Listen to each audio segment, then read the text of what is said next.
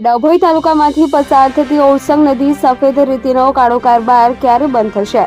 આટલી બધી ખાણ ખનીજની રેડો છતાં પણ બે નંબરિયા થાકતા નથી. રોજબરોજ લાખોટા રેતી ઓરસંગ નદીમાંથી ઉલ્લેખાય છે કે શું અધિકારીઓની મિલીભગતના કારણે મોટા માથાનો હાથ હોવાના કારણે બે નંબરિયા લીધી રોજબરોજ લાખો ટન નદીમાંથી નીકળે છે.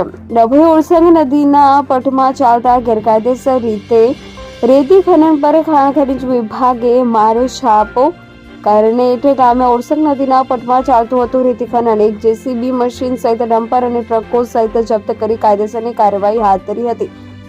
જાણવા માહિતી વિગતો અનુસાર ડભોઈ તાલુકાના કરનેટ ગામે ઓરસંગ નદીમાંથી સફેદ રેતીનો વ્યાપલો ખાણ ખનીજ વિભાગ સહિત તંત્રના ડર વિના વારંવાર રેતીમાં માફિયાઓ થઈ જાય છે સક્રિય. અવારનવાર ખાણ ખનીજ વિભાગ દ્વારા રેડ કરીને કાર્યવાહી કરાતી હોવા છતાં પુનઃ આ વેપલો ધમધમવા માંડે છે. તંત્ર અને રેતી માફિયા વચ્ચે વારંવાર ચોર પોલીસના નાટકીય દ્રશ્યો સર્જાતા હોવાની ચર્ચા.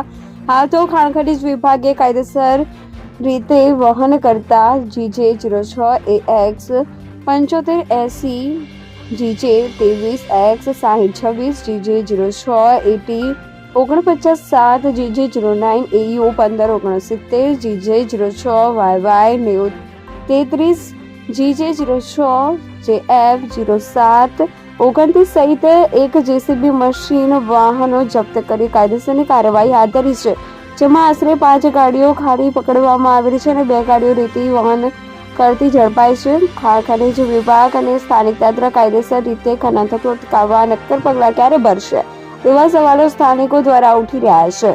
કાયદેસર રીતે રેતી ખનન કરતા માફિયામાં ફફડાટ વ્યાપી જવા પામ્યો છે. રિપોર્ટર વિવેક જોશી, ડભોઈ. નિડર, નિષ્પક્ષ તેમજ પ્રજાપ્રિય ન્યૂઝ નેટવર્ક એટલે કે BN news Gujarati. BN news ગુજરાતીના ફેસબુક પેજને સર્ચ કરી લાઇક તેમજ ફોલો કરો. સાથે જ ઇન્સ્ટાગ્રામ પેજને પણ ફોલો કરો તેમજ યુટ્યુબ ચેનલને પણ સબસ્ક્રાઇબ કરો.